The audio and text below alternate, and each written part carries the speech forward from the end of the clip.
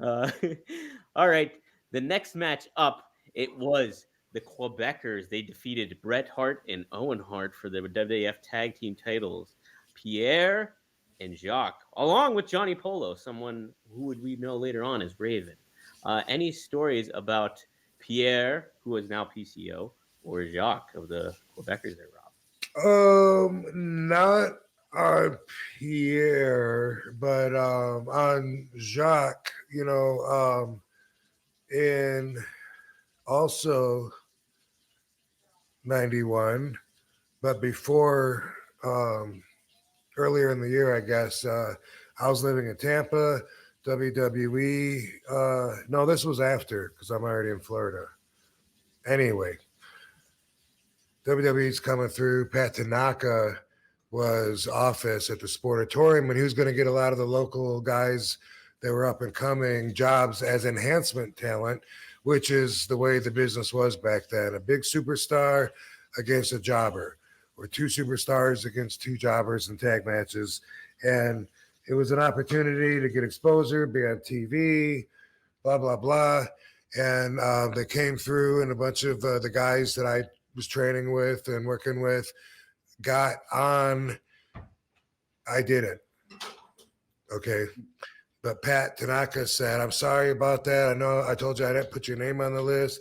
And he said, they told me, me and Sandy Beach, there's two. So one of the Sandy Beaches, if you guys drive up to Mobile, Alabama, and do the next couple of days, they'll put you on there. And they said, and I was like, well, anyway, Sandy, he wanted to drive up there.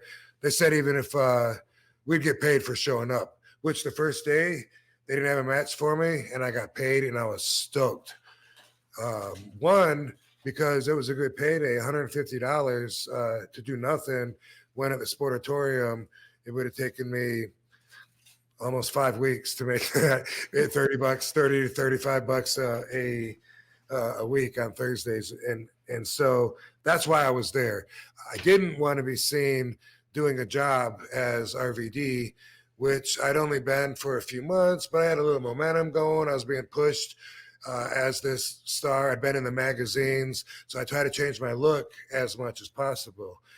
Instead of having my hair back, I dried it out, let it come down. I wore my volleyball knee pads, white boxer boots, blue wrestling shorts that the Sheik gave me. Those were the first wrestling trunks I ever got. I wonder where the hell they are. Oh, I think I know where they are. Anyway, and I called myself Matt Byrne, right? Oh, how about that? Didn't have the match for me the first time I got paid. They said, come tomorrow, because it was a place that was a few hours away.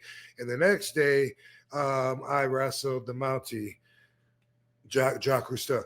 And I wore a shirt also, just trying to change my look up and be not Rob Van Dam.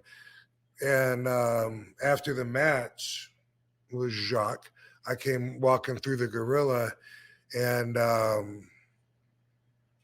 as I made it through, I heard some noise behind me, like a little commotion amongst the agents or whatever. And then Gorilla Monsoon came out, starts walking after me. He's like, "What?" And he's coming after me. He goes, "Hey, you didn't wear that shirt during the match, did you?" And I'm like, yeah. He goes, "What? Why would you do that?" Oh, because we might not be able to use that footage now. We might have to redo that match. Why would you wear a shirt to go out there and wrestle instead of showing your body? Why would you want to do that? And I didn't want to tell him because I'm Rob Van Dam, a huge, a huge future superstar, and I don't want people to see me do a job. I was just like, I don't know. It's like, oh, and he's like, we'll stand by. We might have to do it again. And I was just like, damn, I fucked up.